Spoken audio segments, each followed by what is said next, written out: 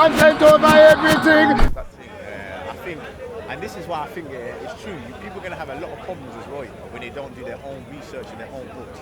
I know people say that they love to hear from the one that's in charge, like the imam or the preacher or something like that. But how many times you even see, coming even from a Christian background in the church, I've seen loads of people from the community follow the pastor. The moment the pastor's done one thing that slipped up, the whole church family is done. The whole church crumbles. Do you know why? Because they put this preacher in a point, but they're forgetting that he's still a man, bro. He's still going to be judged. He's still got to go through his trials and tribulations. You know what I mean? So, with regards to obviously the clothing and all this stuff of the people, if we're still not reading our own texts, remember, there's no difference between you and the preacher. He went to school, he was born. He may have been born at 5 months, 6 months, you don't know, you might have been at, you know? Same thing as you, you know what I mean? He might not have had a good education, but the assumption is that he's done more legwork and he's done more. But most times, in age, generally speaking, if someone's a qualified professor in a university, then you can kind of surmise that Brer's been doing his thing for a while. Like he's done it to the point where he's at least got a qualification, accreditation for it. Do you know why I give a point on the Bible as well, where I'd even say it depends. I still think it depends on the mindset of the child, or whoever it is, the person that wants to gain the knowledge. You know why? Because look, even if we take the Bible for instance, talk about when Jesus went to the temple. Thank you very much. Right, you knew I was going to go straight there. He was teaching information, and the priest was like, where's this knowledge from? Do you know what I mean? I think it's just down to the person's intellect and the upbringing and their family. Nah, it's true. I had the teacher Abu Sahib.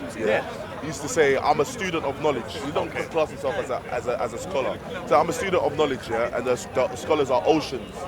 I said, but the student of knowledge is like a pond or a river. The ocean is vast and has many fish in that. But there's certain fish you can find in the pond or the river that you can't find in the ocean. So each and every person has got their own little thing that they can bring forward. Unfortunately, we tend to look at people's statuses more than the content of what they're actually doing. And this is the thing, and I think that's the thing, and I think that's the problem here that most people are getting, especially with the conflict between certain Muslims and Christians, is because certain Muslims and people that are pushing forward their ideology and what they believe. And I see sometimes you might not agree, you might think, brother, what are you talking about? That's not this way. Do you know what I mean? And all they need to know, or more people like you need to say is that, brother, obviously you've had your teachings from your imam or whoever's taught you your stuff, which is fine, you've learned it, but still, you're still a student of learning. You can't push your narrative and your things onto these people. Do you know what I mean? They still need to learn it for themselves. And then even then, you still need to prompt them to still learn their And the thing is, you still need to learn as well, because like I said, for me, like when I see people pushing things down, it's like, it might sound bad. So I said in 2020, I don't want to hear man who have no command of the Arabic language, talking about this is the view of Ahlul Sunnah, for example. This is the view of Sunnis, or this is the view of the Ash'aris. I don't want to hear that. The reason why I'm saying that is because you don't have the ability to go into the books of the scholars and actually look at their different. And it's only when it's only people that have that ability that bring out certain things. Whether they're right or wrong, it's a whole different ballgame. But it seems like the people that are most obstinate in certain positions they hold are the people that are the most ignorant. They put something through like this is the thing. Like recently, and I know people are going to ban, but I don't care. The affair of music and listening to music. A man will ban me, I say it's listening to music. And a man will say, no, it's not. And then a man will go through a thing and say, oh, no, there's ijma and da-da-da-da-da. And then I read up. I'm reminded of how the Roman Catholic Church used to go about their business hundreds of years ago. So it's only people who understand Latin that are able to comment upon the Bible. And I think there's a danger in what you're suggesting. The danger? No, I wouldn't say so. I would say there's a danger in suggesting that only the people. I'm not saying only the people that speak Arabic or only the people that speak Latin can comment. That's what I'm saying. It's fine for you to relay and say this is the opinion of such and such a person, but to say that is the That final is it, that's the thing. final Like, word. Okay. whereas you've not exhausted all the Islamic corpus to find out, actually, is there a difference? Did someone come? No matter how obscure an opinion that it might be, have you looked into every opinion? Yeah, but not everyone's going to agree though. You always might find one dissenting person. So then, how do you then? That's the whole beauty of it. You all got different minds. It's all about the strength. It's all about the strength of the evidence. And if we differ, at the end of the day, that's what Allah's there to judge us for. Like there's no fault. The Prophet said, when a hakim, when somebody making an Islamic ruling judges, and he gets it wrong, he gets one reward. The one who gets it right gets 2 rewards. So it's not a thing of man's got to clubber you over the head to you take my How opinion. do you differentiate who's telling the truth or not? If you have a consensus and you have one person, I say it's all about the strength of the dalil. So even the consensus. Okay, so the consensus thing. How do you consensus? Yeah. Arabic speaking, is the gathering of. Okay, so there's different interpretations. Yeah, ijma' would be everybody agreeing on one thing. okay, Then some people say there is the ijma' of the fuqaha, the ijma' of the jurists. Then some people say there's ijma' sahaba, right? I don't find in any of the Islamic corpus any proof from the Quran or the Sunnah that links towards consensus being some sort of an authority. Now someone will say, they'll bring up a hadith, they'll say, the hadith says, "La tajtami'u ummati ala dalal," that my ummah will never gather upon a falsehood. Right, and they use that as a thing to say that means ijma''s a proof. So then I'll point to them. Okay, if you say that my ummah will not gather upon anything false, and you use that to say by opposite, if they do agree, if they all agree upon something, that must mean esteem. Then my simple thing is, prove it. Prove consensus. How would you prove to me that all the companions agreed on one thing, let alone the nation of students that came after them, How would you do it? There's no practical means to observe ijma' unless you have a chain of every single companion or a sanad that goes back to every single companion. Then that's got to be authentic.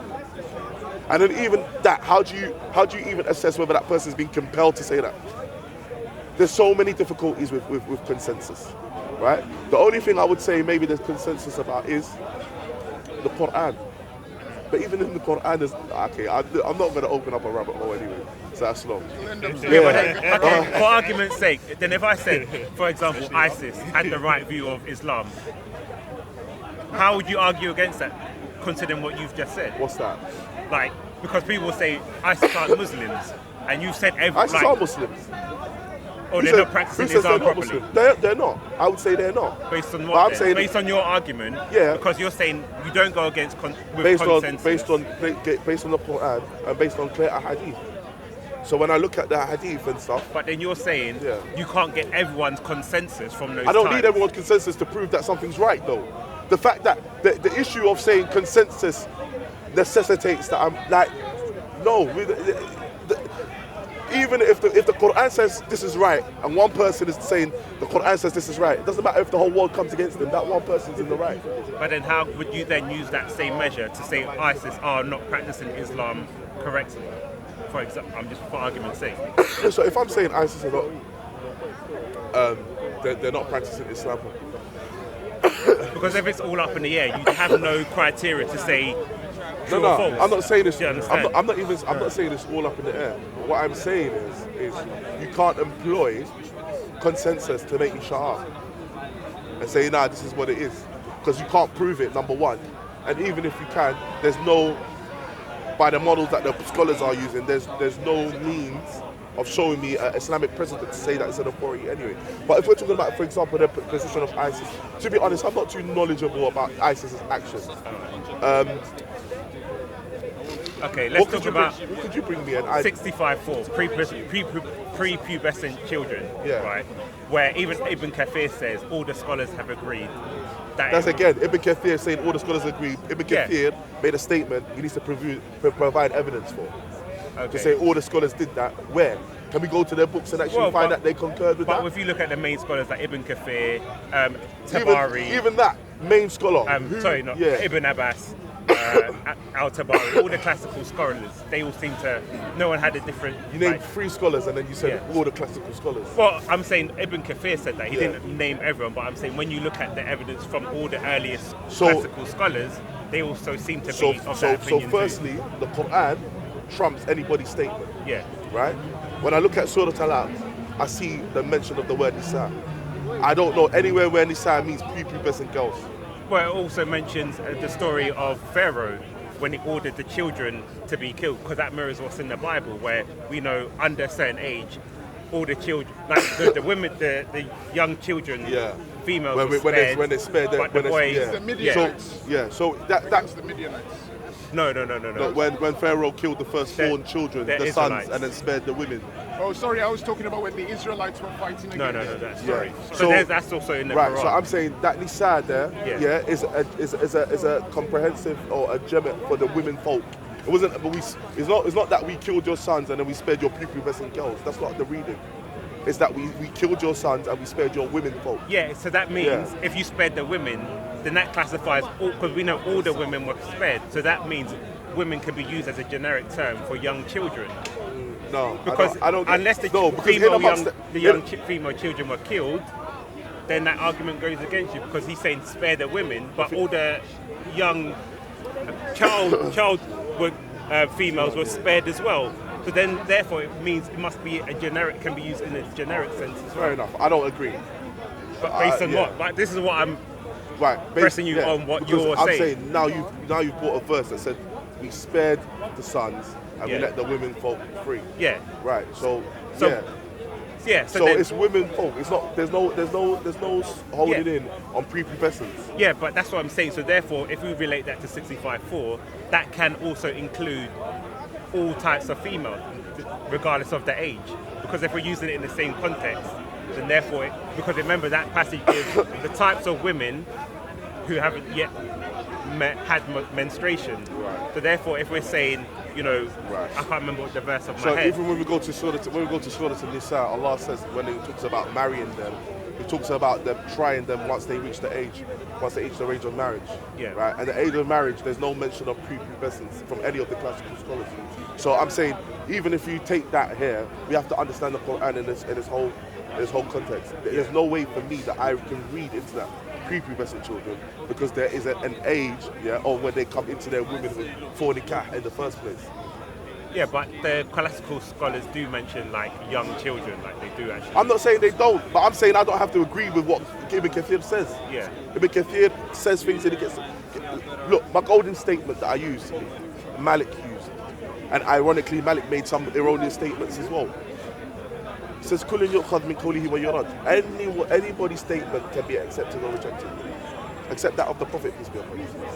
That's my golden rule. If I've got something authentic, going back to Allah and His Messenger, that's what I take with, regardless of the plethora of statements that are out there by different scholars. That's not me debasing them or saying they're rubbish or saying they don't have any sense or anything. No, I do read the books of the scholars. I seek aid of the statements of the scholars. Yeah. But I have a dispensation, Islamically speaking, that if they say something and they've said it themselves, Imam Abu Hanifa said, إذا صح الدليل فهو مذهبي. If a proof is authentic, that's my method. But then you also said you wouldn't accept anything from someone who doesn't accept, like, no Arabic, blah blah blah, like earlier on. No, I'm saying no. What I wasn't saying I won't accept. I said in 2020 I don't want to hear people who don't have command of the Arabic language. Yeah. Or aren't able to go in the Islamic corpus and read the books on the different of the scholars. Yeah. I don't want to hear their opinions on this is what it is or this is not what it is. You can show me the opinion of a scholar that you've read maybe their book translation in English, but you can't possibly tell me this is the only view. Yeah, unless you can actually demonstrate the ability to go to the scholars. Because when I come back at you with a verse, or when I come back with you with a passage in Arabic, I don't want to hear, can you translate it for me, Eesa? Which many a time I've had to do, like, it's just long. Myself, I'm not the greatest Arabian linguist. I'm still learning, but if I'm still learning and I've realised, as I'm learning more, as I'm reading more, this hadith that I used to hold to, this scholar said that person in the chain of narration is weak. So what do I have to do? I have to abandon that. And then I have to abandon every practice I've got around that. And that's my process that I'm doing now. And that's that. That's what everyone's got to do. That's growth. Yeah. I'm popping that, yeah? They say, talking about growth? What's going on, my brother? Let the sinner go forth. Where you been, bro? Hibernating, man. There was something I was going to ask you. I saw you leave a comment on Belly Vision, G Block, promoting them. So, What does E-Block stand for? Godless Block, yeah? it stands for, you know, and The godless crew. And I remember you, someone was talking about Islam coming into parts of Africa through the sword. And you left a comment saying they need to provide evidence for that. Was it me that said that? Yeah, I remember seeing your comment. It might have been old school. I don't think, someone trolled me. No, I would accept. Islam did come through Africa with sword. It did. What I say is, yeah, show me where West Africa, there was an Arab army who came to West Africa and imposed Islam on them via the sword. I don't know any Akan that were forced into Islam. And there are Akan Muslims. I'm not too sure on the politics of the Fulani and Hausa in Nigeria. I'm not too sure. No, but I'm not even going to go there. Yeah. So when I talk about it, I'll agree. When I talk about that, I believe that there were Africans who wanted to become Muslims, who became Muslims. There were Africans who didn't want to become Muslims, who fought against. But the Muslims they fought against were not Arabs. Right. They were their fellow black-skinned Africans. Right. So if we go back to... so would you say that's Arab imperialism then? Or was it as a result of Arab imperialism? Well, if you want to go that far, saying that the religion coming to them through trade, through the Arabs, they then use that to instigate wars against their fellow brothers, then yeah. So I can give like 1035, you had a guy called King Warjabi, Warjabi. This is in the Senegal region. Now he became a Muslim and he then waged jihad against his citizens and tried to force them to become Muslims. Now there was one tribe that fought and said we don't want to become Muslims. And they were the Serer, S-E-R-E-R. The one you said ironically there, most of them are Muslims now. Yeah, ironically now. Sorry? What? Where's your mic? Oh, there. Oh. Sure. Yeah. Come on, get your setup together, man. Get your setup together, man. So, basically, what was I saying? In the 11th century, 1030s, there was a king, an African king called King Warjabi in Senegal, Gambia region. Now he became a Muslim, he loved the religion, decided to then force it on everyone Sharia and force everyone to become a Muslim. Right. Now there were people who fought against that. One tribe were the Serer, S-E-R-E-R. Now they fought against that, constantly rebelling to the extent that they migrated to a number of areas, one called S-I-N-E, to have their kingdom. And then there was a major battle in the 19th century, in 1867, the Battle of Somme, S-O-M-B, where they fought and they defeated the Muslims. And they kept their freedom. But, ironically, as you pointed out, in the 20th and the 21st century, most of them are now Muslims. So that's an example of West Africans who said, we don't want this. But they did become Muslims in the end. Could I... Islam always triumphs. Well, like Imam Malik said, "Ma kana lillahi baq," whatever's for Allah remains in it. So if it happens, you know, like. But I could see. The thing with me is, and it might not sound better to a lot of people, but that king, instead of trying to, firstly, I don't believe in trying to impose Islam on people. I believe they should be called to Islam, and if they reject it, then obviously Jizya, innit? If you've got the military means, if they're in a country and you're the king. Sorry, That's not the same thing, though. I'm not talking about the same thing. I sounded a bit like a tekfiri now, innit? So I'm talking about in a military kind of form. Bro, this is history, innit? When you look at Mongolians, you look at the Seljuks back then. When the leader has a deen, a religion, he seeks to spread it in the land. Now I'm saying, as a leader, what he could have done, rather than kill people and spill blood, right? He could have given them the option of the jizya, right? Just to pay the jizya, make it easier on the people. The jizya has no monetarily value. He could have made it 1p if he wanted. 1 shekel, But whatever you it see is. the jizya, I want to know, is Yeah. the jizya part of the political, the area? Is that It's a political thing. I can't come to my next door neighbour or and is it to say, do with the religion? The jizya. They're both Which the one? same. how do you mean? Is the jizya part to do with the religion, or is it to do with the land? The religion Like, is, the land. is political as well. Yes, both. It's both. So where is it? Where It's is a it? political facet of the religion. So where does it Islam- first stem from? The religion? Is it from the religion? Yeah, it's not. It's from a religious standpoint. So it's birthed out of the religion. Yes. Yeah. So in Islam, it's different to other religions. Islam is religious, religio-political. So religion and politics are one. intertwined. I would disagree though. I would agree, or I would surmise that Judaism and Christianity both are too. They both are, and the actions of Christians and the Jews in the past, sort of, I wouldn't say to the same thing because with Islam you have like the Khalifa and stuff like that whole system. We have okay, so leadership. yeah, so Christianity we doesn't have just that. perfected it. Yeah, so Christianity doesn't have Yeah. that, so that's But- why it's not necessarily. But you did have emperors and unless you and look towards kingdoms the church and and the state. so. But But the jizya though, does it relate to the people who practice ifa? yeah, So they will be allowed to pay jizya? yeah. You sure? 100%. 100%. So people will say that no, the jizya is only for the Yahud and the Nasara, the Jews and the Christians. Incorrect. As an authentic hadith, right, which I've presented on the hangouts that I've talked about before, Prophet, peace be upon him, was sending an army, I believe, to a group of polytheists. And he said, what you do is you call them. If they refuse, yeah, then you offer them the jizya. And if they refuse again, then you fight them. They were polytheists, they weren't Jews or Christians, right? So that hadith sets a precedent, yeah, for, and I'll post it in the comments if anyone wants to read it later. That hadith for me sets a precedent to say all people are to be offered the jizya. And this is what I'm saying, Can I the ask a readers, question? yeah. Because I just want to go by what you're saying. So he went to some polytheists. No, he didn't go to no polytheists. What did he do? He was sending like an envoy of people. An envoy like of a people. battalion. Okay, so the battalion was going to these people, and then he said they don't want a war. If we don't want to do bloodshed, is that what you're saying? Yeah, so Instead no, of you call them. You call them. Yeah, But to if Islam. they don't listen to the calling, Yeah, they pay the jizya. they pay the jizya. Now, I'm just trying to picture how that would look. A battalion of people going to these people. Nah, don't. Okay, No. so you're thinking from a paradigm of. real, no. Let me just. Do you know what? I'm saying try to get your mind. Yeah. I love Gabz's reasoning ability. No, fair.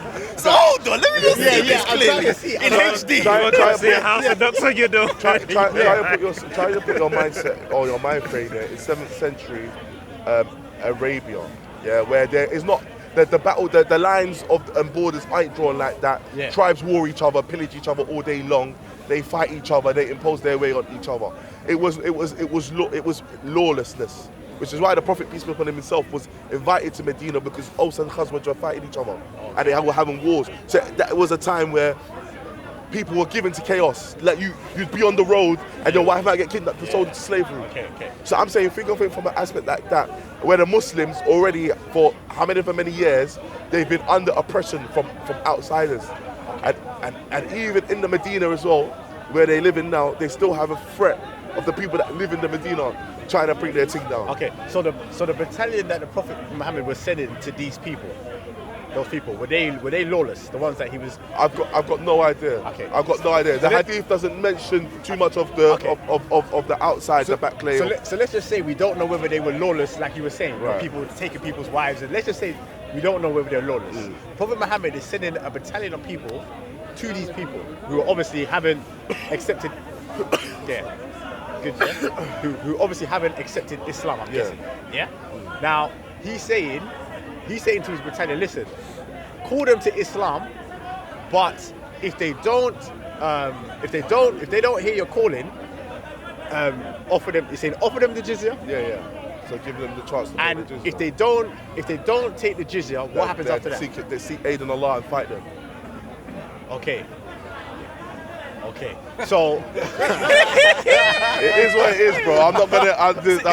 It's a little bit different to Jesus' teachings. You know what Jesus says, yeah? He sends out his disciples, go into this town, yeah? They don't hear your message, yeah? You know what you should do? Dust off your sandals and say, alright, and walk away. But this one, let me put Carve their okay. heads. 'Cause I'm trying to understand, yeah. No, but what, So, I'm trying to understand, yeah, from a point of view, because now think about it. Let's just say, for instance, imagine we were those people, those polytheists. Right. Just from that point of view. Before you And- convert to Do Islam. you know what I mean? Before you convert, just imagine. And now these I would people, have been getting it as much as you man would have been getting it. so now, because I'm just trying to see it from their point of view. Yeah. So imagine. But okay, so there's another hadith where Mu'adh was sent to Yemen. Okay. And he was sent to call them. Yeah? And he said, you've been sent to the people of the book or whatever. Now, the Prophet, peace be upon him, never ordered Mu'adh to fight them if they reject anything. Okay. So when I again, it's subjective, yeah, and I've not really I never really when you're asking me prodding me about certain things about the hadith, I haven't actually tried to extract the context of it. But when I put the two hadith together, where the Prophet is sending people sometimes with a peaceful thing, call them if they don't back off, and then other times where you say no, fight them. It's surmising to me, I have to surmise that maybe there was a reason why, there's some aggression on that part, or something is coming via way of these people and not via way of these people. Or maybe these hadiths are made up. Can that? Maybe. Could That might be a possibility, but I don't know. Yeah, the question is, if there is no compulsion, according to the Quran, there's no compulsion in religion, right? But if you don't convert, there is a threat of your death. It sounds a bit contradictory, doesn't it? Does that make sense? Or shall I repeat? No. Okay, so in Islam, in the Quran, it says there is no compulsion. Okay. You can't be forced into accepting a religion, right?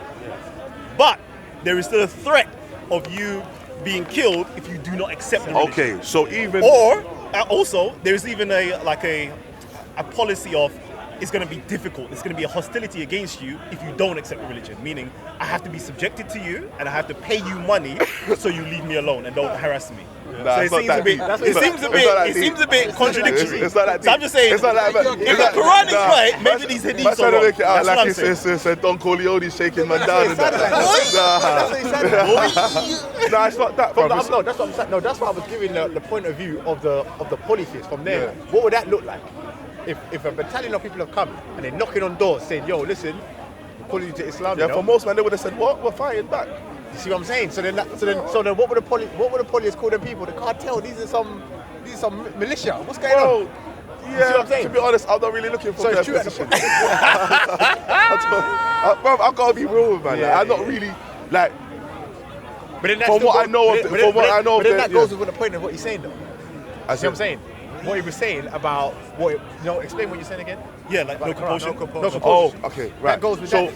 but I'm saying, okay, I so can't, you know what, real quickly, it's a quick one. I can't wait for the Kemetic Jesus to come back, because I'm going to be rolling up to Eesa in the Salafi mosque. If you don't convert, if you don't convert, I want to see what you're going to say after that. I'm still looking for this Kemetic Eesa, man.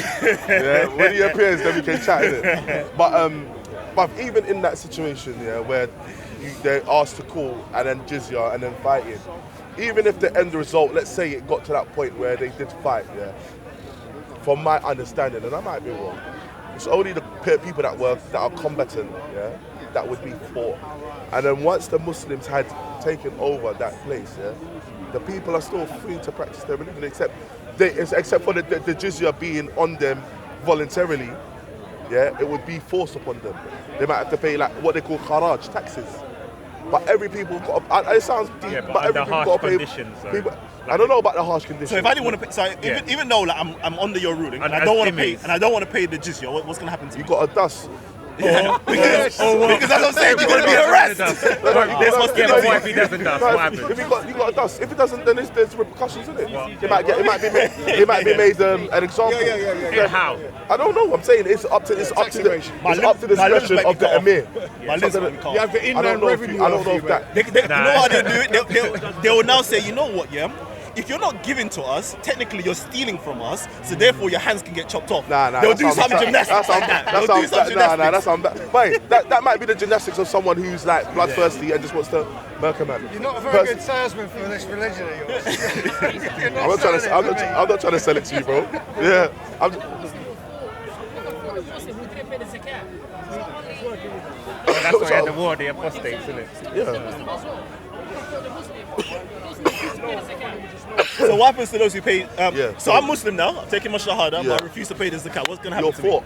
Huh? You're fought. You're fought Yeah. and killed, You're fought and killed. and Hold your on. wife could even So- be raped as well. Yeah. I don't know about that, bro. That's deep. Okay. Like, man said, we're talking about. Yeah, but that's the I'm reality. sure I there's don't- a nah, there's bro, a I hadith don't- that says, yeah. Like I mean, if somebody's I not worry Muslim, about man that talk their- about their- raping man's wife and their that. blood and their property is halal to me. Yeah, it's halal in terms of they become your property, not halal as in I can do whatever and then So, force myself upon her. but if my right hand That's possesses, yeah, your missus, what can that mean? What do you mean your right hand? If my right, if she's my possession now, Yeah, yeah. what can I do to her? No, okay, I don't like them talks, so. But it's what the can I truth, do though. to her? Like, It's the truth. like she's just a, like she's But a cattle. it's my property. No, if it's consensual, Yeah. yeah, then you can have relations with her. Yes. But if it's not consensual, I don't believe you can do that. That's my own personal belief. I don't believe But you did it can used to rape happen, a though? woman. did it used to happen? Bro, people used to do all sorts of madness. It still happens But today. but my point is, yeah, that's not. I don't believe that's justifiable from an Islamic standpoint. Yeah. I don't believe that was the actions of the Prophet. I don't believe that's the actions of the companions. I really don't. Yeah, but I'm with you. for me, yeah. And I'm just saying the I don't perverse mind individuals- I'm saying answering the this perverse question. individuals But who I'm do saying those the risk of answering these questions here is that we're completely removed, yeah, from the cultural context of what was going on then. And people might think that's incorrect, like it's an incorrect stance. But I truly believe, yeah, that the cultural context of what was going on then informs that, right? So. Yeah, but then when Islam spread so far and wide, I don't think it's just like if it was a specific location, then that argument may work. But How do you if mean? it spread so far globally, you can't say If it's like spread the by- cultural if it- context if was it- like everyone was. No, no. I'm saying the world, yeah, was given to lawlessness. I don't. There's.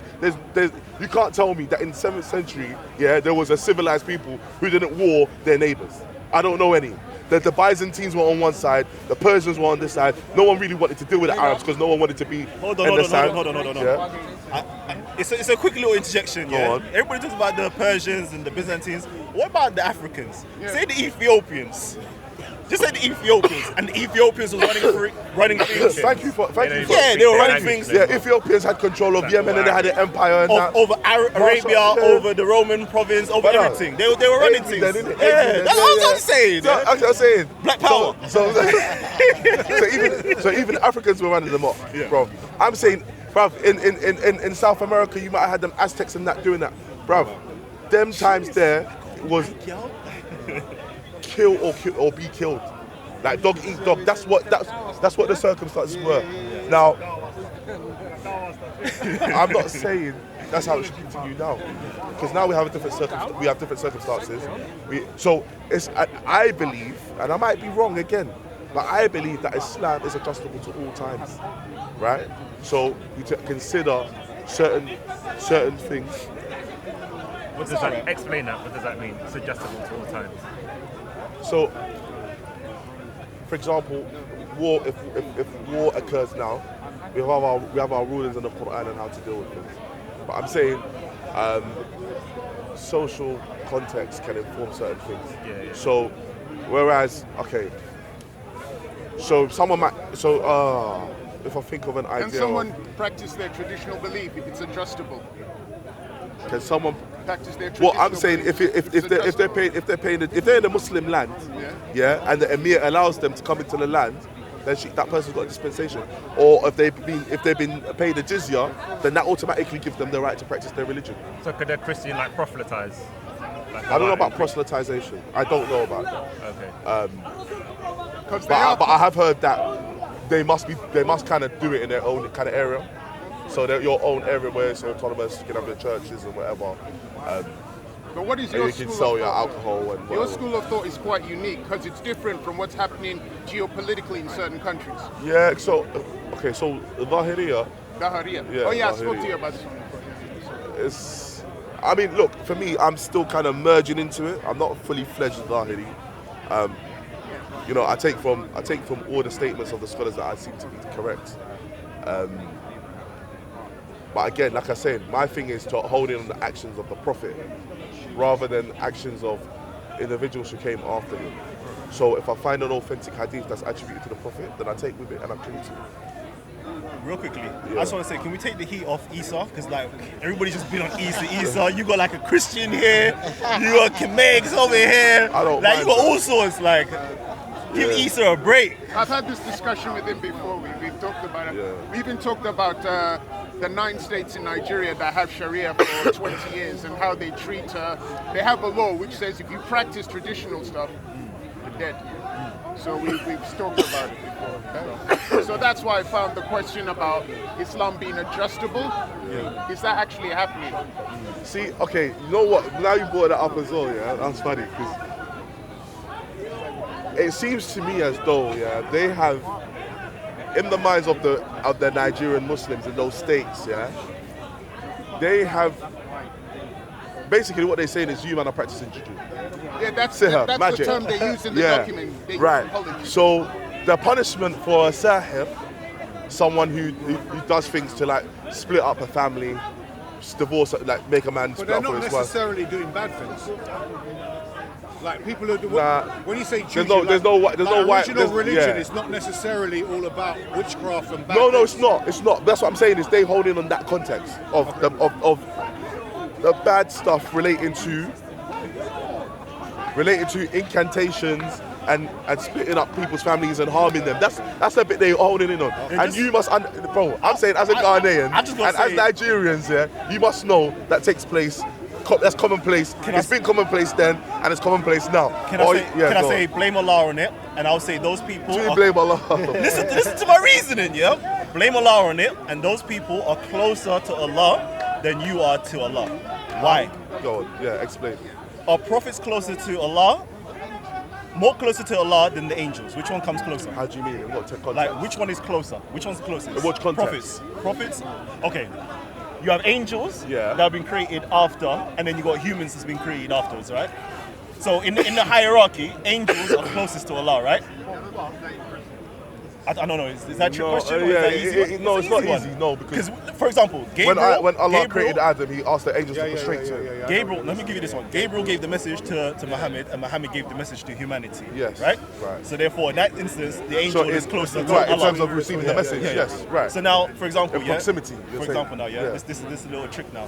So now, Allah sends some angels to teach humanity magic, right? No, Yeah. In the Quran. no. Yeah. And in the hadiths, in like little traditions and stuff, right? Two angels But or whatever. if I'm wrong, Harut and Marut. If Yeah, I'm Harut wrong, and Marut. if I'm wrong, oh yeah, I'm not correct saying me. how Yeah? Marut didn't come. You said Allah sent them to teach magic. They did, Okay. Allah Yeah. sent them as a test, as a fitna, not to teach magic. So let's. But how did they know magic before they came? That's the point. No, it's not about how they. The whole point is. Okay, wait. Let me You holding on. let You me ask holding a on. question. Did Allah teach the angels magic, or did the angels learn the magic by themselves?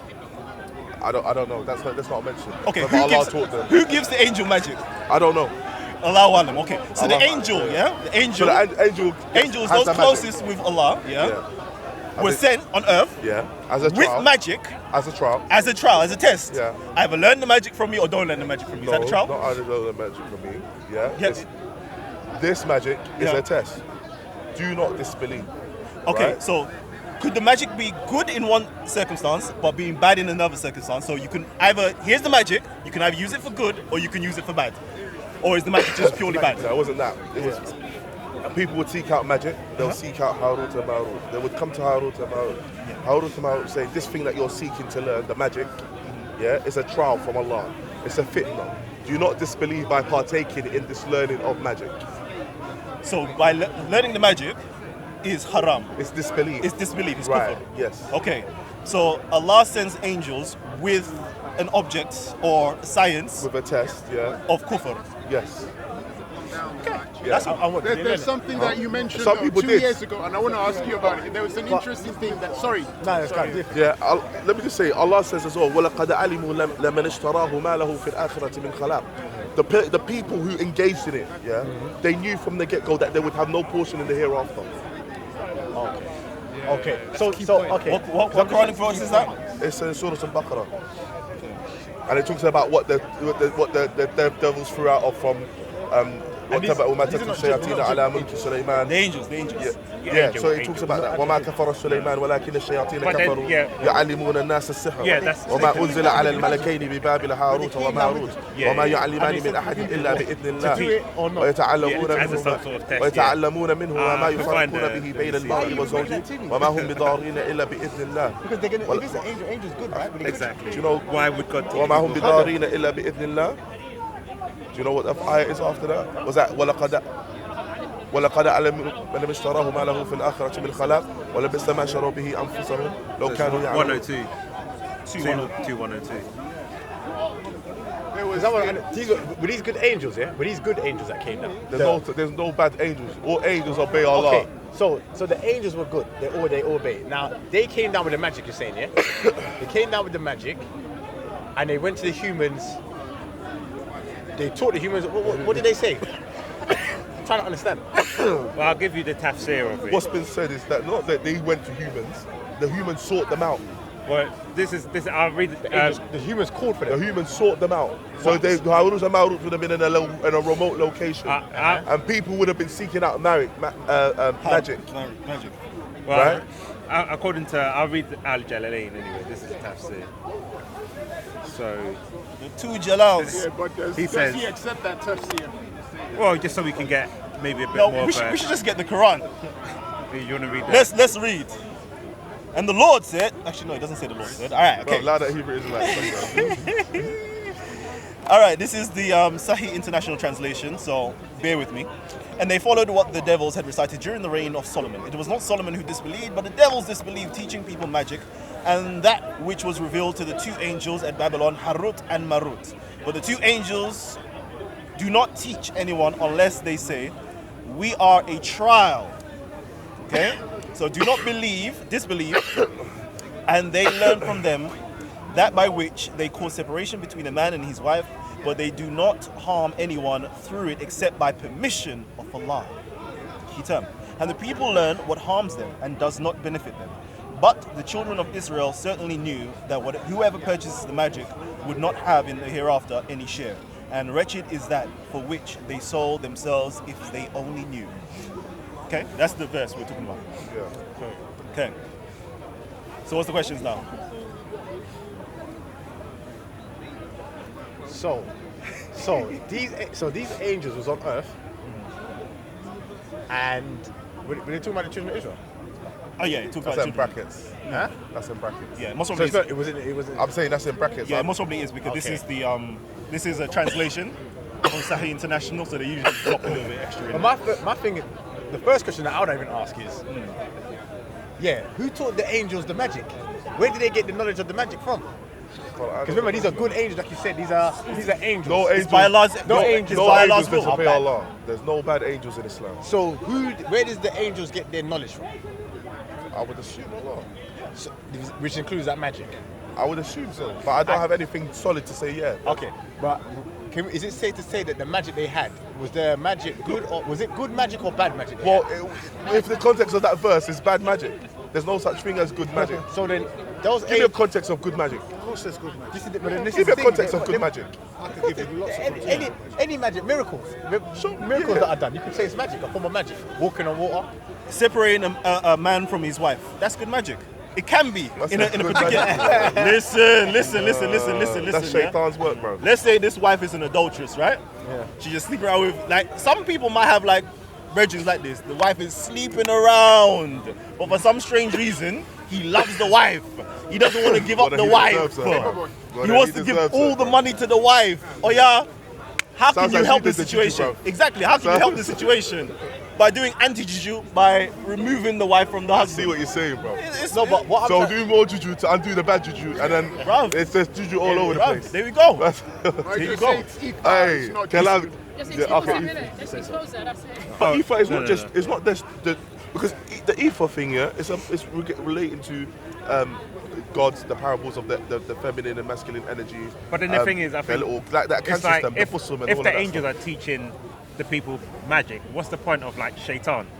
Isn't shaitan supposed to be the evil one teaching people like the to magic's do bad. This is what I'm trying to understand. like evil is supposed to come from like No, shaitan rather evil than doesn't come from shaitan.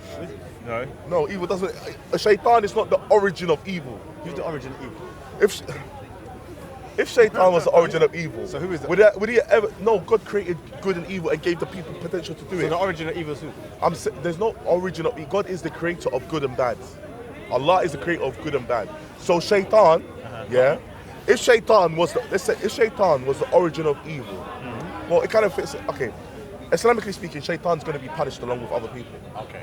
Right?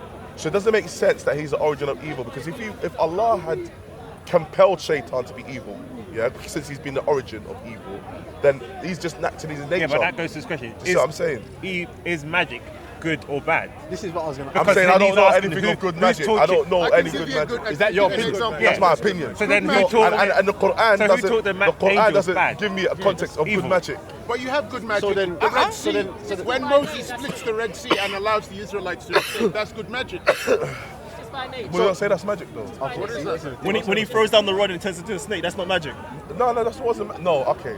Oh! No, it's not magic. It's a mu'jiza. It's a miracle. Yeah. I think the difference. No,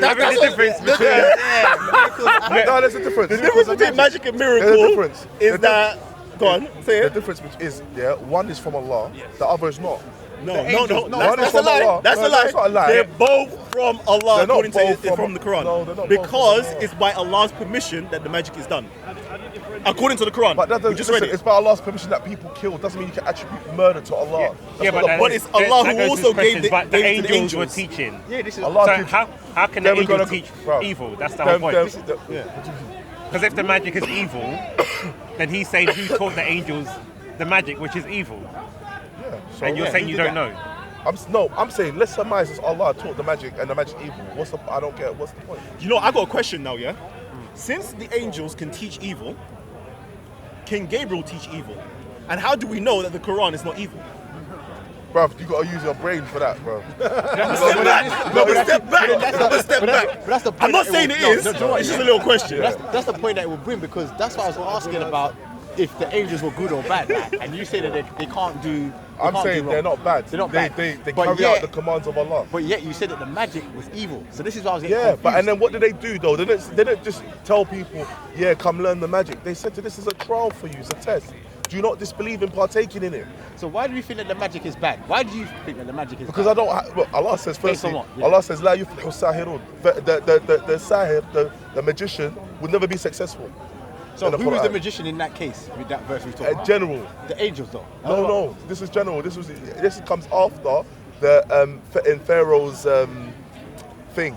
So When they- is that just geo-specific to Pharaoh's time? Because No, if it's not. we're saying universally I'm that s- a magician would never be successful, yet the angels had magic and That's what I was practiced gonna say. magic, They had therefore the they're knowledge of it. magicians. They're magicians. So therefore they should never ever be successful. But let me ask you By this. that logic, I'm just saying. Can the Allah angels are not. First off, the angels are not Sahara. First off, Okay. right? They have magic with them. They are not out there practicing magic themselves. Yeah, they are passing on the knowledge of those people after they've warned them, and those people persist in taking it on. So It's not like they- so it's not like they- they're grandmasters with apprentices, basically. Oh, bro. Okay, let me ask you You're this. talking like some Dr. Let me Strange put it stuff, let me bro. put it in context. Listen, this ain't Marvel, G. Can Allah lie? No, Allah Why? cannot lie. Allah is truthful. But then, Allah is al-haq. It would then- go against his nature for him to so lie. lying's going against his nature, but teaching evil is not going against his nature. Allah didn't teach the evil, so what are you But where talking did about? the angels' knowledge of magic come from? Bruv, we're saying we assume that's from Allah. But Allah created evil. Does that mean that Allah is evil? But then you can't lie. But then we would see like teaching magic and evil is Who worse created than evil lying. in your opinion? Who's might- the bringer of evil? Who's the source of it? Where does it come from? The ability to do it.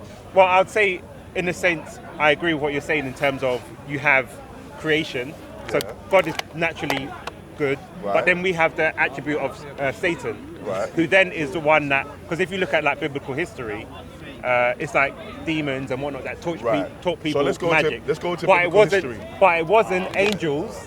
It was fallen angels who taught. So that, in Wait. terms of the Christian explanation, Fine, okay. where How- it's not that. Let me just finish. So it's not God. I just wanted to just it's, afterwards, though. it's not God telling the angels to teach people evil, like the good angels. How did they get that But- knowledge of magic?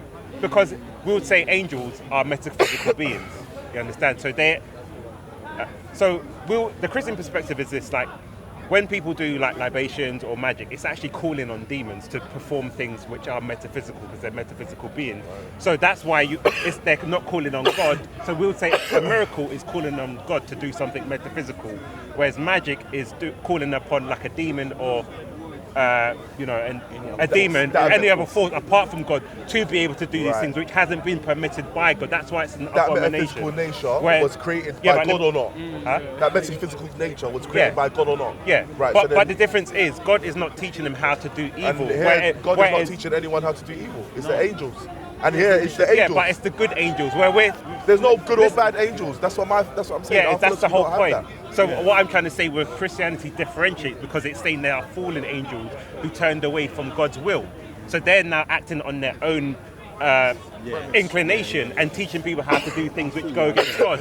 Whereas you're saying God is teaching the good people, like the good angels, how to teach like people how to do something. But what you said doesn't work in the Bible, because if we go to the book of Job, the king of the fallen angel, Satan, liaises with God to commit all kinds of madness on Job. Okay, but does he teach him magic? Does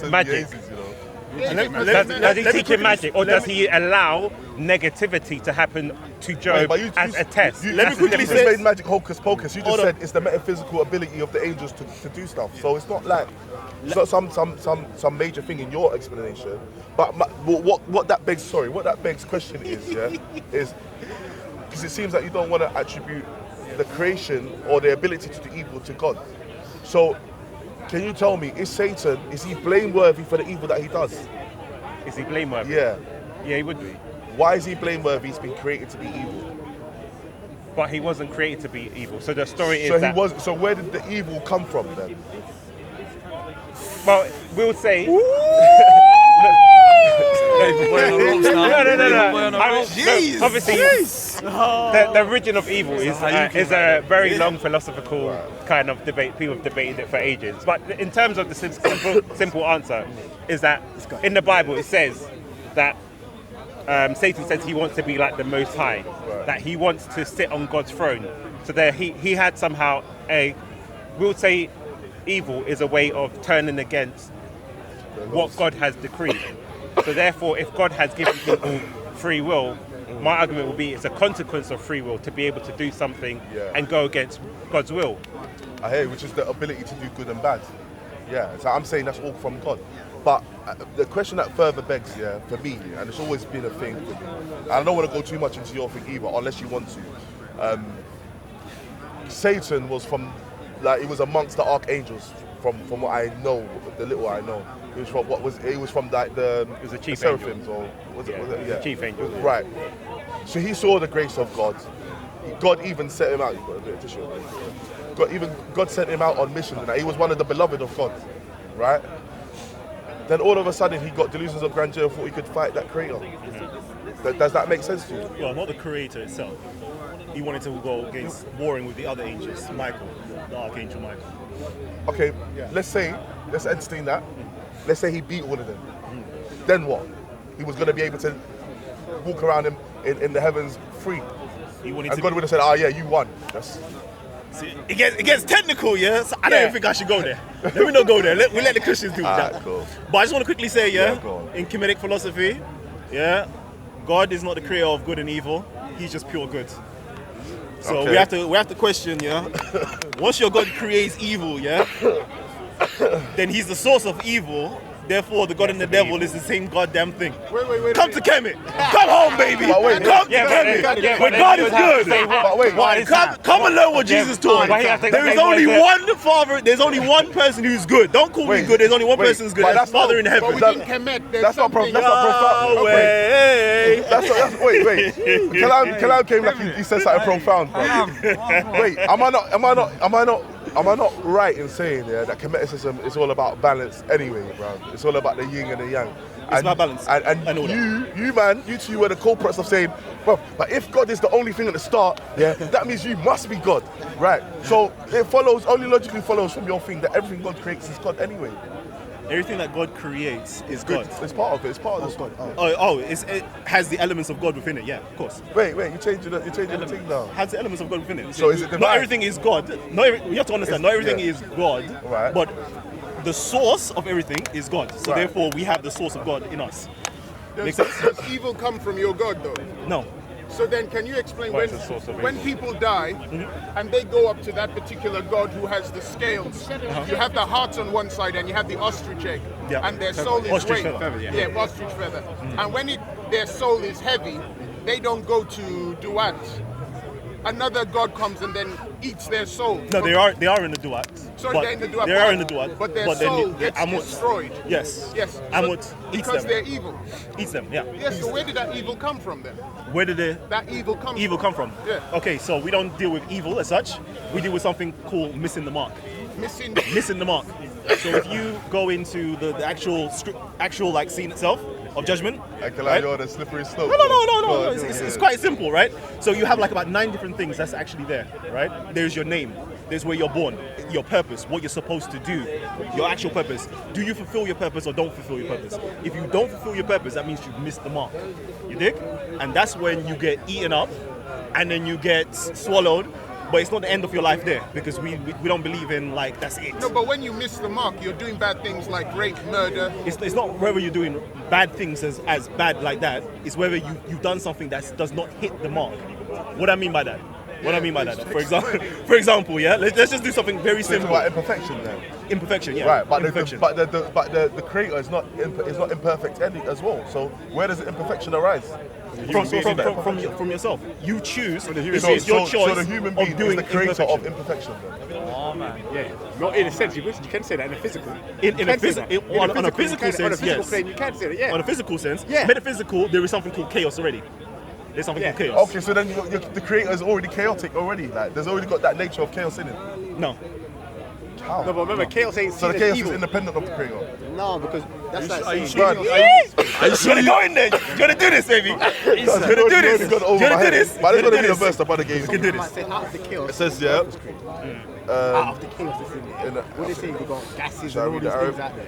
You can see that. So it says everyone is going to taste That's death. not seen as evil. And we shall Yeah, make yeah. a trial of Yeah. with evil and with It was good. there, innit? And to us you will be That's the point, returned. but when you're talking about Just like evil, simple. remember, the only people that can really do evil is human beings. Say, They don't want to act on it. Allah is the creator of We all the the trials humans and stuff. Yeah, Yeah, that's fine. And he's creator of the ability to do good and evil. That is saying that because he's given us the ability to do that. That should be the right thing. He's the creator of your ability, your freedom of will but and that's- choice. yeah, but that's what I've and been you're the saying. one who does the evil. But that's what I'm saying. That's what Yeah, I've yeah. been saying that. Yeah. That's what I'm trying to say. But don't say he is the origin or the source. No, of no, evil. Yeah, I'm not yeah. saying he's. No, that's not. Okay, if I said that, I'll take that back. That's not what I'm trying to say. I'm trying to say he is. Allahu Akbar. Give thanks. Give thanks. So your creator creates us, but we as humans have the power to create evil. I'm gonna go down a rabbit We hole don't with that create one. evil. So- We have a choice to do but do you something that believe- does not hit the mark. Yeah. That does not bring do you about believe order. sorry that your prophet was bewitched? I don't know of the story, and I don't know of the veracity of the report, so I won't be able to. I won't be able to say That yeah. was the brother that was talking about the magi and stuff. Yeah. Oh, what you guys watched Yeah, I it? see it. You're talking about the magi. I see your little video. What's the You're talking time about anyway? it, But I think I might have to duck out. And I was Still. going to chat to you about something. Yeah, he kind of frustrated me still when I saw him. Like, You're talking about Zoroastrianism and the Yeah, fire. we're getting into that a bit more. But even when I watched a bit of that, but I mean, there's different traditions about I was just the getting Magi. fobbed off because I came in, the Christians were like, oh yeah, he's on our side. Yeah. When they realised I wasn't, Yeah.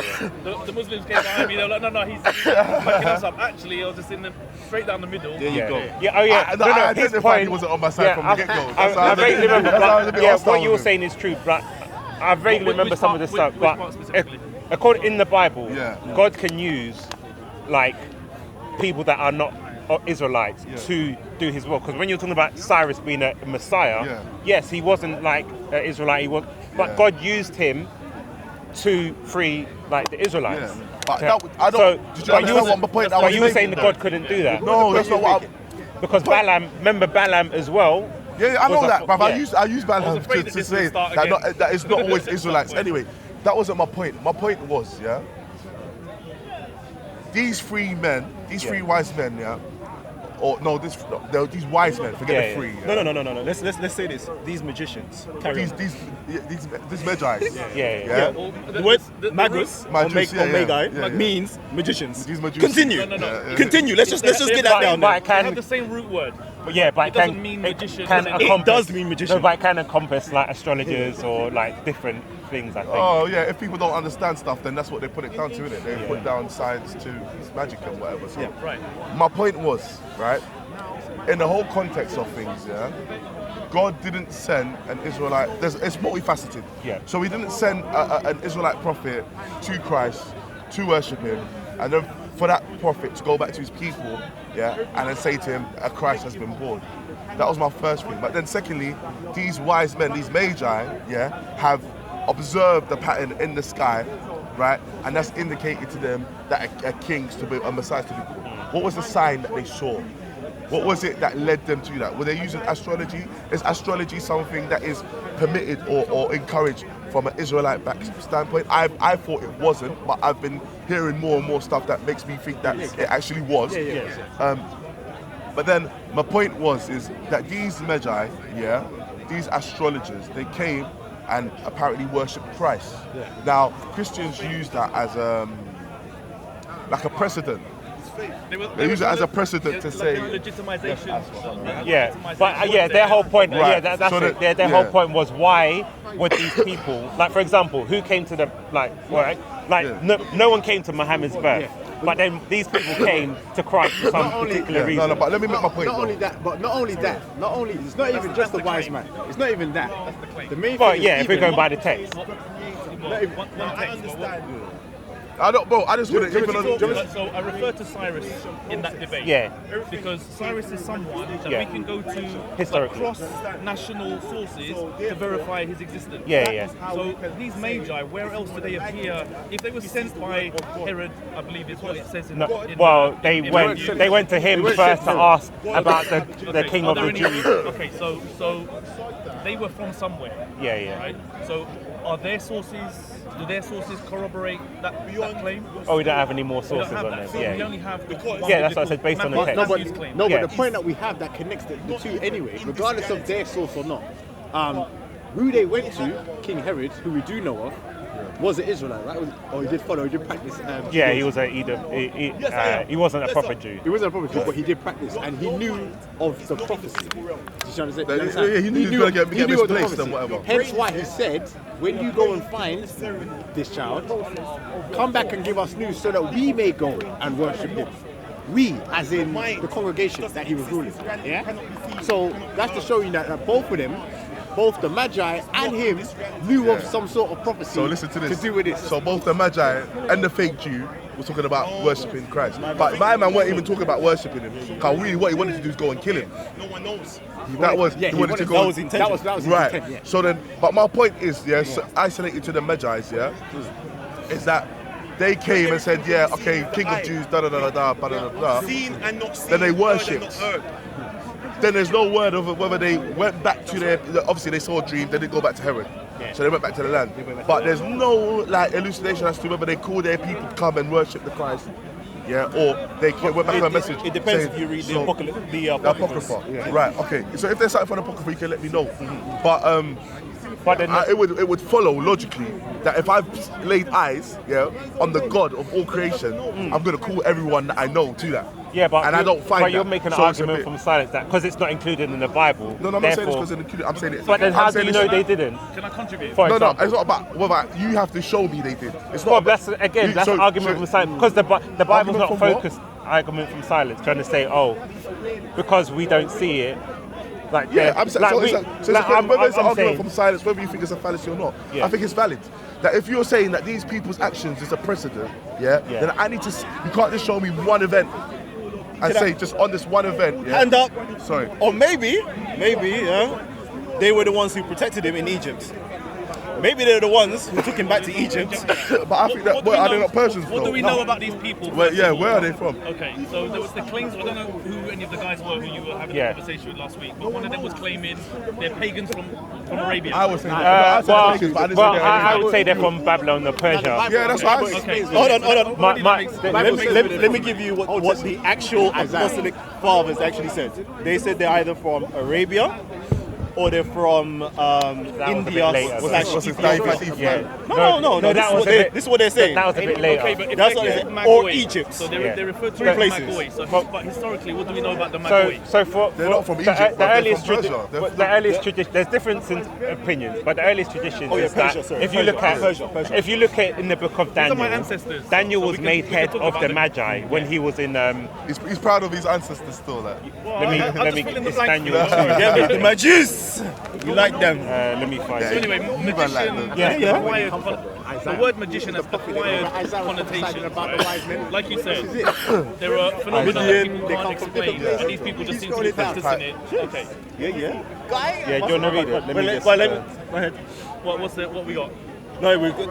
Go on. You say it. Where were we? So my understanding that they were of the order of Zoroastrian priests, otherwise known as Magi. Yeah. So we can ask ourselves, what prophecy were they looking for at that time? Correct. So if we're relating the nativity to a festival towards the end of December, like as far as we can go back, Zoroastrians celebrate what is called Shabi Yalda, the night of Yalda, which coincides with the winter solstice, the longest night of the year. So they would have been looking up at the stars at that time anyway, because they're waiting for the longest night of the year. In Zoroastrianism, in That presents a Zoroastrianism, problem, though, a little bit of a problem. okay. Wait. Let me land first. Let me land. And then we'll So in Zoroastrianism, Shabi Yalda is referred to as the birth of the sun, Okay. not the birth of the little baby But boy's that is son. if the presumption is if we're saying that still. December was actually the correct birthday. Oh, that's what I was going to say. That was Most my Of course, Yeah. of course, I understand that. I'm just relating our modern Christmas festival Yeah. to what were existing Zoroastrian festivals, Okay. right? Yeah. So, I mean, like it's commonly understood that many of the Christian festivals coincided with Zoroastrian ones because the elite like military class in the Roman Empire at the time of Constantine were Mithraists, which is an offshoot of Zoroastrianism. So they were already celebrating Shabi Yalda, the birth of the sun, the end of the longest night of the year. And Christianity was a mechanism, adopting Christianity as the state religion was a mechanism for inoculating the Roman Empire from the influence of the Zoroastrian offshoot faith. So the reason why Christians in the Western world celebrate Christmas towards the end of the...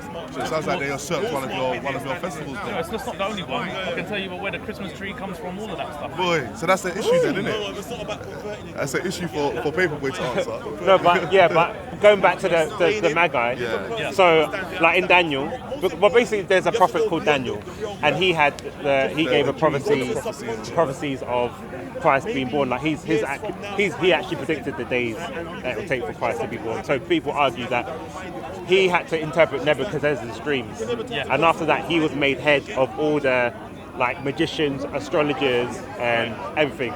So there are some early traditions which say he taught like a sect of the Magi who passed down this tradition. So that's how they were able to recognize. He was a Hebrew, right? Yeah, in Israel. Like So- his argument giving the So verse.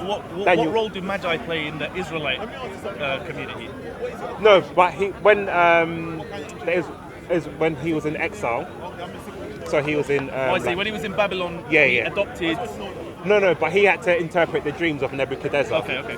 So then after that, because interpretation of dreams was a common practice for... of the Magi, yeah, exactly. So when he was able to interpret Nebuchadnezzar's dream, then I'll just read out the verse. Well, it's Daniel 5:11. It says, "There's a man." This is talking about the son. It says, "There's a man in your kingdom, in whom is the spirit of the holy gods. In the days of your father, light and understanding and wisdom, like the wisdom of the gods, were found in him. And King Nebuchadnezzar, your father the king, made him chief of the magicians, enchanters, Chaldeans, and astrologers, because an excellent spirit, knowledge, and understanding to interpret dreams, explain riddles, and solve problems were found in this Daniel." So he was the head of all these people. The earliest kind of Christian traditions say that there was a sect that he taught, because he also had the prophecy of the birth of Christ. So, or it's either he taught them, or they were able to learn the scripture through him, and be able to decipher it for themselves and pass this tradition down.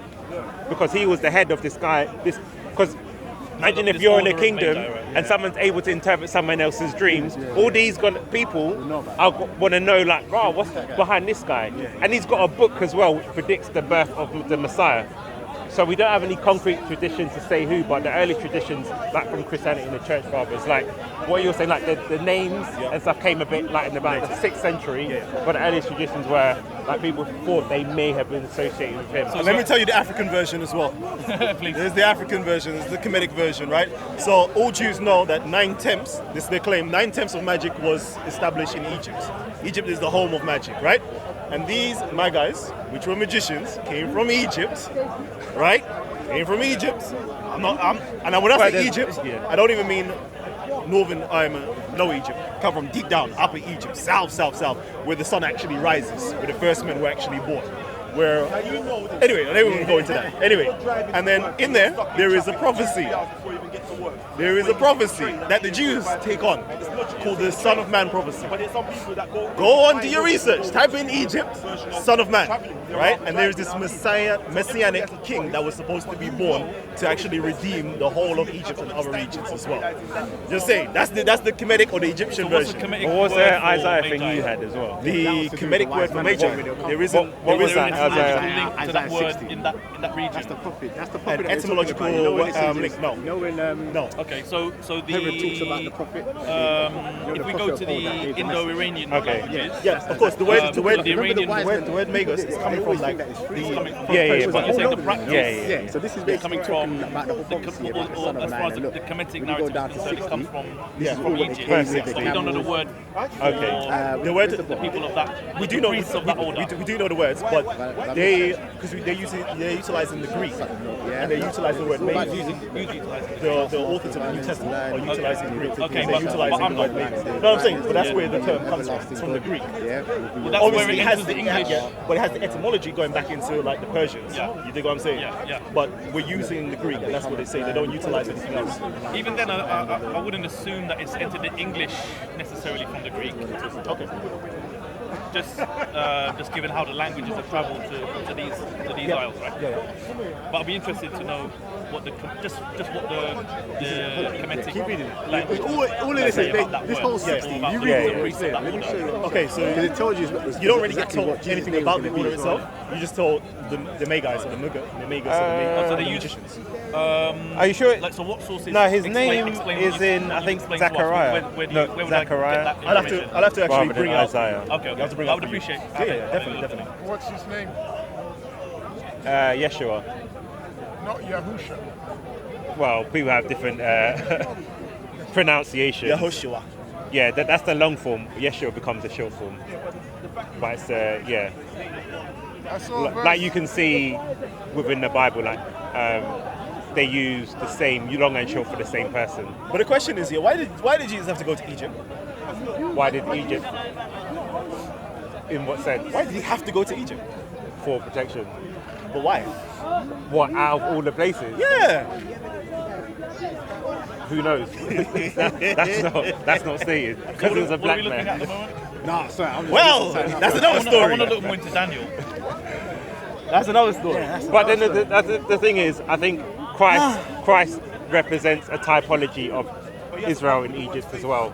So, like Israel, you know, as there's the verse that says, "Out of Egypt I called my son." So Christ is almost like the fulfillment of Israel. Christ fasted in the wilderness 40 days and he overcame, whereas Israel was in the wilderness and succumbed like to temptation and stuff like that. So I think it's like it acts as a typology as well. Like, It says, "Out of Egypt have I called my son." huh? So out of Egypt have I called my son, or love my son, and I called my son, yeah. so forth, right? Yeah. What does it mean to be called? Called. To be called. As in to be summoned or to be named. Well, we're looking at the kind of Israelite perspective. They were like Moses went in and was like. No, well, I mean, we've like, been kinda if taken out. you're called from a biblical or Israelite perspective, you're called, right? What does that actually mean to be called? So a calling could be your vocation. Yeah, but the thing is, the reason why I'm saying because that verse was used to relate to the Israelites. So in terms of how were they called, like Moses obviously spoke to the Pharaoh to take them out of Egypt into the promised land. So their calling, like, is just to kind of come out of this idolatrous nature. No. Okay. In order to be called, Yes. it's like giving prophecy. It's like giving prophecy. If you're being called by God, that means you can hear the words of God, right? I mean, the revelation is being delivered to you. Well, I would disagree because would we say the Israelites heard? Because remember, he said, "Out of Israel, I called my son." So therefore, Israelites we would have to say that every Israelite. the Israelites did hear God. Remember? On the mountain, remember? No, but you said prophecy. So to call them, they would have had to been in Egypt to be called out. Yeah. But they were already out of Egypt when they heard God's voice. So you said it's a prophecy, so they had to hear it. A prophecy happens before something happens. Okay. So do you know the commentary on that line of Hosea 11:1? I've not read it. It's talking about pedagogy, how God loves somebody and teaches them and educates them. Okay. Right? And in order to be taught and educated, like, for example, if you're being taught and educated in Egypt, Yeah. what was, my point is, what was Jesus taught and educated in Egypt for him to be called out of Egypt? That was going to be my point. What was he taught and educated? Let me back it. Let me go back. Right? Let me go back up. Right. So, for example, Jesus had to go to Egypt, right, for protection. Yeah. Let's just say just for protection. Yeah. But he was called from Egypt, out of Egypt, or called from Egypt, right? Well, not personally, no. Not personally. Well, not as So a child. if he wasn't called personally from Egypt, how does that prophecy relate to him? Well, that's what I'm saying. It's a typology. So it's trying to say, because when you see like how the gospel portray Christ is almost like the fulfilled Israel. So you see Israel is this nation which God calls his firstborn. And Israel kind of constantly contending with God, never fulfilling what God wanted with him. That's right. But in Christ, because Christ was Christ, the fulfillment so of that. it's more of a He done typology everything. rather than, I would say it's more of a typology, or figuratively, rather than a specific thing in terms of Christ being that new Israel. So even if he wouldn't have had to be kind of specifically called to fulfill that, because it's not trying to go in that aspect. It's just trying to use a figurative example of Christ and mirroring like Israel. Go on, you got to cut it out, man. No, I'm listening to that, and it's interesting what you're saying, because I've always wondered how you decipher like what is figurative, what is allegorical, what should be taken literally. Yeah, So I mean it's not always easy, and I would say one is using the Bible to interpret the Bible. So looking at like verses, how something is used together, and then because like you might read something and think, okay, it's a literal meaning from the Old Testament, and see something in the New Testament and see it wasn't literal. So for example, when Nicodemus speaks to Christ about being born again, he says, but are we going to go inside our like mother's womb again? And he says, no, it's a spiritual thing. But so I think sometimes, because when we, but the for correction example, is there in the text. not all the time. But for that, in that instance. Yeah, in that instance. Right. So but you don't have that codex for the rest of the. Well, exactly. So that's why it makes it difficult. Sometimes if you speak to like Hebrew Israelites, they might take something literal from the Old Testament and say, oh, but it says this, but then a Christian may take it in a different context. Could one methodology be this?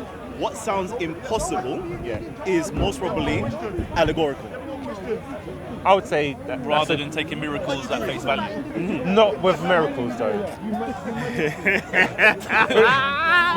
because remember, like the Bible uses a lot of metaphors, allegories, typologies, and whatnot. So, but the argument could be that the whole thing is an allegory, but then, right? But then if it's talking about, let's say, a spirit coming out of someone, I wouldn't say that is an allegory where Christ commanded the demons to come out of the person and into the pit. Someone can show spirit, but they're not showing you, literally showing spirit, right? Like it can still be taken.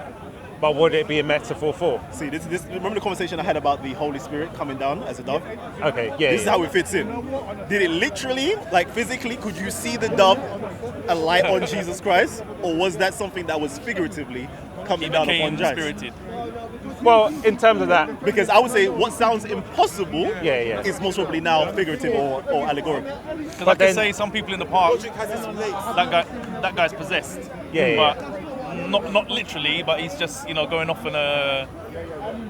But then when the Bible, direction of his but own, when the right? Bible talks about that, like people being possessed, then it will say like the person was actually possessed with spirits, like evil spirits, because there was a guy who was like super strong, and it says that I can't remember what his name was, but it says that people tried to cast out demons from him, and he ended up ripping up their clothes, and they ran off naked. The demons said, "We don't recognize your authority. We recognize Christ. We recognize Paul." Blah blah blah. So it's kind of giving you the specifics. So that's why I say with miracles, it's different. I think the Bible, in terms of where I say sometimes how to interpret it, is especially in the Old Testament where it tries to talk about things to come. So there's a lot of kind of metaphors and allegories and whatnot. So it's not always easy just to read. It's not always like, for example, if you read the book of Revelations, it talks about dragons, it talks about Christ having a sword from his tongue, all this. But because it's written as a prophecy, it's not meant to be taken literally. I think though with these kinds of scriptures, But someone might, they're read intentionally it made obscure, sometimes. obscure and Yeah, vague enough Yeah, that they can be applied somehow in the future to say that the fulfillment has, they've been fulfilled. That I would disagree with, and it depends on, because we have exegesis and eisegesis, and I agree sometimes people do a lot of eisegesis and read into things that aren't there. But then I feel like there are things, for example, even if you look at, for example, a Jewish understanding of certain things in the Bible, they will come to the same conclusions as like Christians, even though they may not have the same, always agree on the same thing. So, for example, like where Christ will be born, and I'll show you. See, I want to jump on this a little bit later on with you. Yeah, no worries. We'll do a separate conversation. We're going to jump on this one. We'll wrap up soon. We'll wrap up in a sec. So let me just show you something.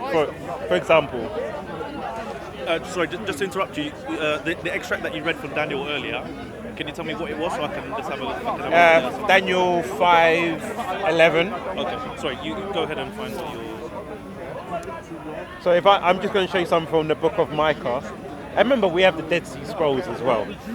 So like, this is Micah 5:2, and it says, "But you, O Bethlehem Ephratah, who are too little to be amongst the clans of Judah, from you shall come forth from me one who is to be the ruler in Israel, whose coming forth have been from ancient of days."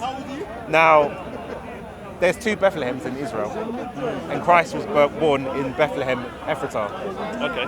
So now, for me, that would be a specific prophecy about the Messiah, because people would have to say, how did they figure out Christ was the So then Messiah? we have to go to the sources that verify that Well, happened, right? well, in terms of historically, Let's say fine. Right, we Yeah, take yeah. this as the prophecy. yeah. So what do we have that substantiates that prophecy was fulfilled? I mean, from a forensic Yeah, standpoint. I mean, in terms of, because I'm trying to think, in terms of the outside information that we have of Christ, I don't know if it talks about where